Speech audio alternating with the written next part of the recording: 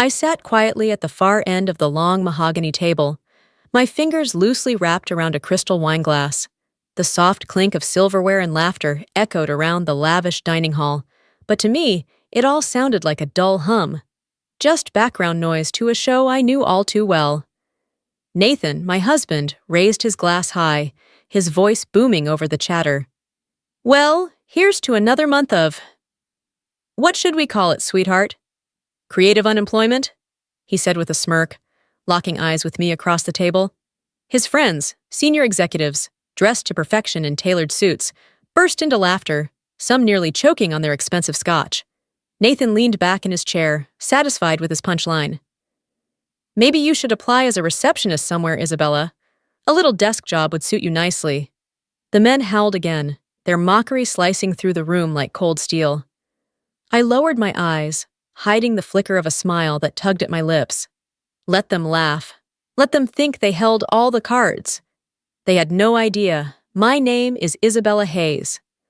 To the world, I'm a woman living in the shadow of my powerful husband, a woman who, on the surface, appears to have no career, no purpose, no worth of her own. But what none of them realize is that I'm the founder and CEO of Hayes Technologies, the very company these men brag about running, the empire they think they built. Tonight, they see me as weak, insignificant, but tomorrow I'll remind them exactly who I am, and their world will never be the same. People always said marriage was a partnership. I believed that too. Once. When I met Nathan, he seemed like everything a woman could hope for. Smart, ambitious, charming in a way that felt effortless. I was captivated, and I let myself fall fast. But what Nathan didn't know, and what I never revealed, was that I was already building something of my own. Hayes Technologies was in its infancy back then, just a fledgling idea fueled by sleepless nights and endless grit. But I wanted to see who Nathan really was, without the weight of my success hanging between us. So I made a decision that would change everything. I hid my true identity. I told Nathan I was a freelance financial consultant, struggling to find steady footing. I rented a modest apartment, drove an aging sedan, and lived a life far smaller than the one I had already earned. He never questioned it, not at first. In those early years, he was kind and supportive, always encouraging me to keep trying and never give up. It felt genuine. We got married. We built a life together. But something shifted. As time passed and I continued to play my role, Nathan's patience thinned. He began to see me not as a partner, but as a burden. His words turned sharp, his glances dismissive. He made subtle digs in private, then bolder ones in public. What once was quiet support became loud humiliation. I should have walked away. But instead, I watched. I watched as Nathan climbed the corporate ladder at Hayes Technologies, oblivious to the fact that the woman he was married to, the woman he belittled, was the one who had signed off on his promotions, his bonuses, his rise to vice president. He and his circle of friends strutted around the office like they owned the place, sipping overpriced coffee and flashing expensive watches. They reveled in power, completely blind to where it truly came from. The more Nathan belittled me, the clearer his true character became. He thrived on dominance, not partnership. He needed to feel superior, especially over me. That's when my resentment started to sharpen into something else. Resolve. I began to collect small details. Offhand comments Nathan made at home about shady deals, whispered conversations he had late at night on the phone. I didn't confront him, not yet. Instead, I listened, recorded, and took mental notes. His arrogance made him careless, and his carelessness was my greatest weapon. Outwardly, I remained the same quiet, unemployed wife. But inside, I was building my case, brick by brick. And I wasn't alone. I began assembling a private team, investigators, analysts, cybersecurity experts, people I trusted to help me uncover every lie, every betrayal happening under my company's roof. The deeper we dug, the worse it got. Corruption, embezzlement, backdoor deals with competitors. Nathan and his friends weren't just morally bankrupt. They were a cancer eating away at everything I had built. But I wasn't ready to act. Not yet. I wanted to understand the rot fully, to see it, feel it, experience it firsthand. And so, I did something even more daring. I created an entirely new identity. I became Emma Brooks, an ordinary woman seeking an entry-level position at Hayes Technologies. I wanted to know what it felt like to be on the other side of Nathan's power games, to sit across from the men who ruled my company and see how they treated those they thought were beneath them. I didn't have to wait long to find out. Walking into Hayes Technologies as Emma Brooks was surreal. I knew every inch of that building. The polished marble floors, the scent of fresh coffee wafting through the lobby, the hum of productivity vibrating in the air. But this time, I wasn't entering through the executive entrance or stepping into my private office. I was just another applicant, clutching a simple black folder with a fake resume and hoping for a chance. The interview room was small and sterile, tucked away on the 7th floor. 3 men sat behind a sleek conference table, Nathan's trusted allies. I recognized all of them immediately, though none of them recognized me. To them, I was nobody. The smugness started the moment I walked in. "You've been unemployed for how long now?" one of them asked, barely glancing at my papers. His voice oozed condescension, his eyes flicking up and down as if assessing my worth with a single look. I kept my expression timid, my voice soft. "About a year. I've been searching for the right opportunity." Another man leaned back, arms crossed. And you think this is it? We receive hundreds of applications from people far more qualified." The third man didn't even pretend to be interested. He scrolled through his phone, smirking. I had no doubt he was messaging Nathan, probably making jokes at my expense before I even left the room. It was a performance, and I let them have their stage. For 15 minutes, they belittled me, throwing out dismissive remarks disguised as feedback. They never asked about my skills, never cared about my answers. To them, I was nothing more than a powerless woman begging for a chance. They had no idea I was the one who held their futures in my hands. I left the interview with my head bowed and my shoulders hunched, playing my part to perfection. But inside, I was burning with a quiet fury. What I witnessed firsthand confirmed everything I had suspected. Nathan and his circle had poisoned the company culture from the inside out. Their arrogance, their entitlement, it wasn't just directed at me. It infected every level of the organization. They thrived on intimidation, on crushing those who dared to dream bigger. I couldn't let it continue. For the next year, my private team and I worked around the clock, unearthing every dark secret buried beneath Hayes Technologies' glossy exterior. We traced illegal transactions, money siphoned through shell companies, lavish vacations charged to corporate accounts.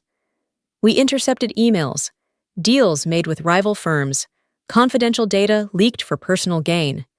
And we documented the worst of it all: the harassment, the discrimination, the blatant abuse of power. The evidence piled higher and higher, each piece more damning than the last. But gathering proof wasn't enough. I needed to time my strike perfectly, to dismantle Nathan's empire in one clean, undeniable sweep. So I waited. I watched.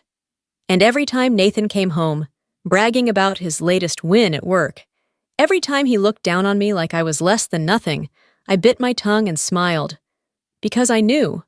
I knew the day was coming when his world would collapse, and I would be the one to bring it down. That day was closer than he could have imagined. The morning of the board meeting dawned crisp and clear, the kind of day that almost dares you to feel invincible. I arrived early, not through the back entrance, not in disguise, but as myself.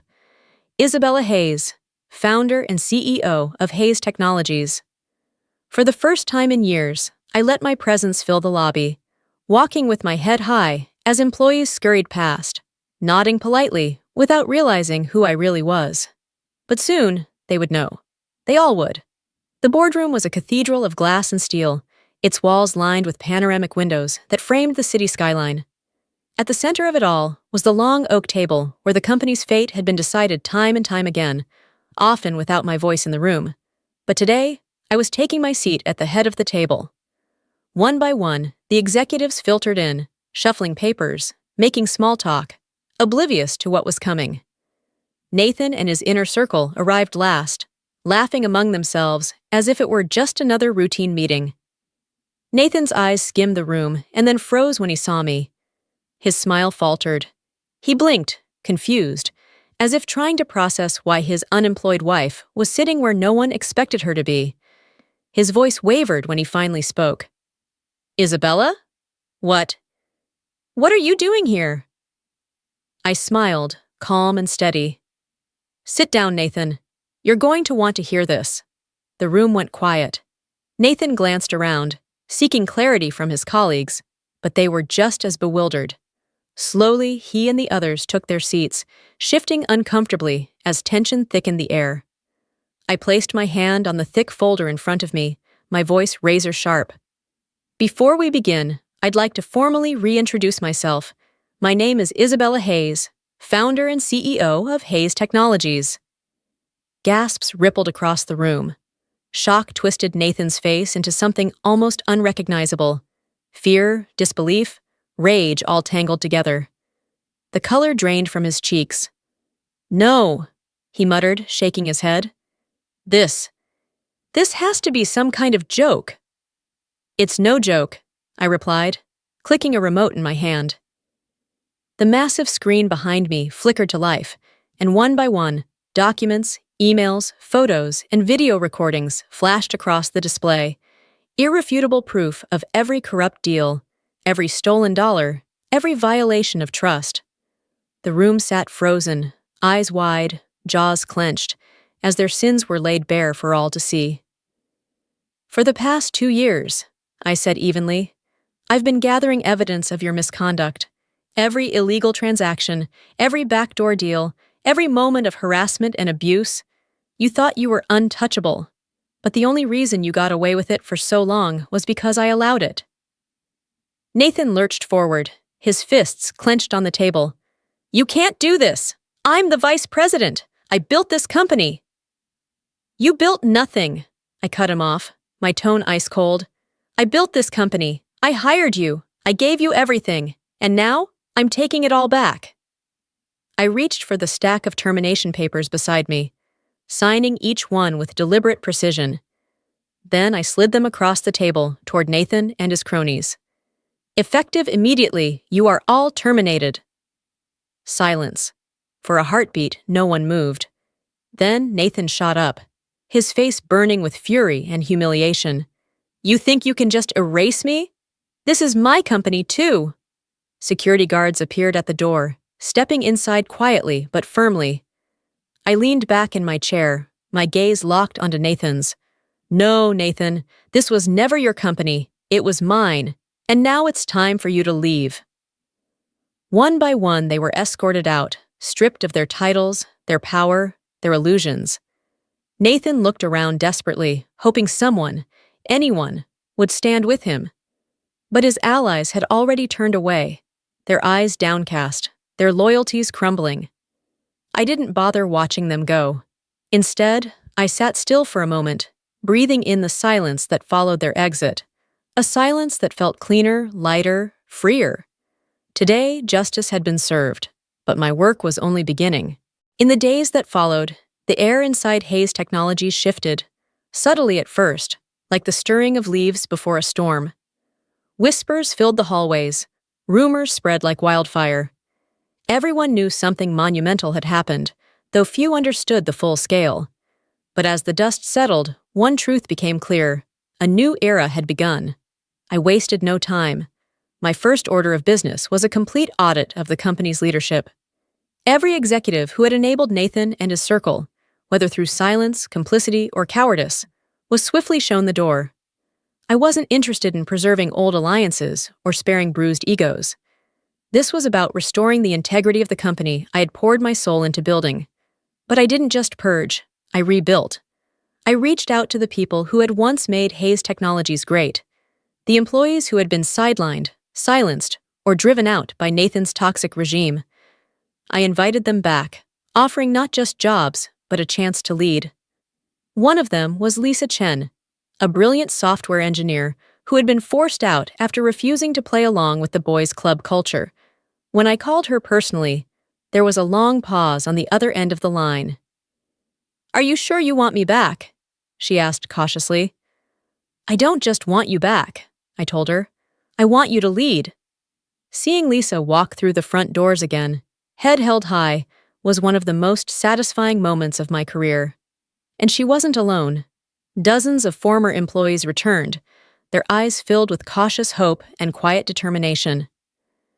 I overhauled the company's policies, implementing zero-tolerance rules for harassment, introducing an anonymous reporting system, and launching mentorship programs designed to nurture young talent, especially women and minorities who had been overlooked for far too long. We also established regular town hall meetings where every employee's voice could be heard, no matter their title or seniority. Training sessions focused not just on productivity, but on ethics, empathy, and true leadership.